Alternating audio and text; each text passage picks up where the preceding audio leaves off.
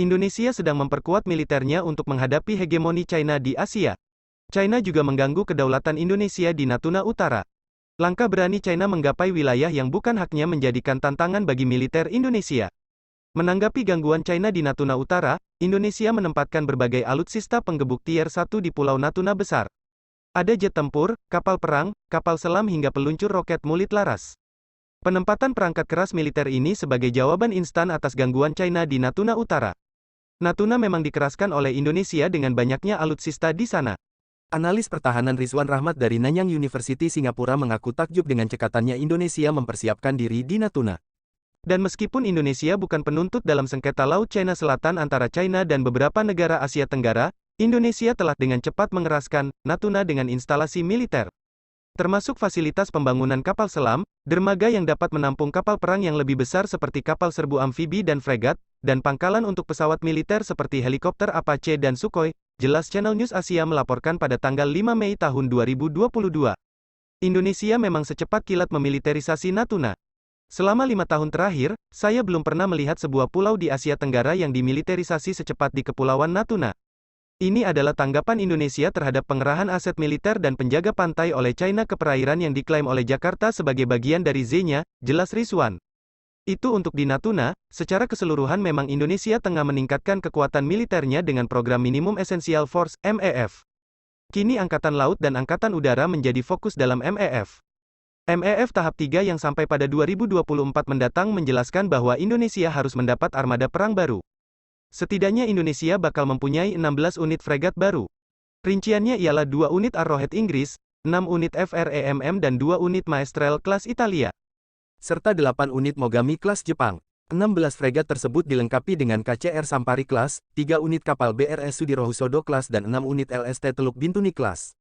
Armada baru tersebut kemudian dipadu dengan kapal perang yang sudah ada sehingga bisa mencapai MEF 2024. Tapi mendadak ada kabar mengejutkan di mana Indonesia setidaknya akan mengakuisisi 4 unit kapal destroyer sebagai flagship ke depannya. Salah satu usaha memperkuat pertahanan maritim Indonesia ialah bekerja sama dengan Turki. Dubes Indonesia untuk Turki, lalu Muhammad Iqbal saat diwawancarai oleh Safun Mater beberapa waktu lalu menjelaskan jika bakal ada peningkatan drastis kerjasama pertahanan di bidang maritim antara Turki dan Indonesia. Peningkatan serius kerjasama dengan Turki pada sistem angkatan laut. Kita perlu berbuat lebih banyak untuk meningkatkan hubungan industri pertahanan. Itu sebabnya beberapa pembicaraan dimulai tentang kemungkinan Indonesia untuk mendapatkan kapal perang dari Turki, kata Iqbal.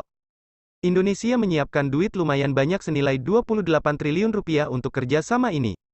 Kita akan melangkah lebih jauh dalam industri pertahanan dan kita akan melihat peningkatan yang signifikan dalam kerjasama kita, terutama di bidang sistem angkatan laut dan juga pengembangan, desain bersama antara kedua negara, papar Iqbal.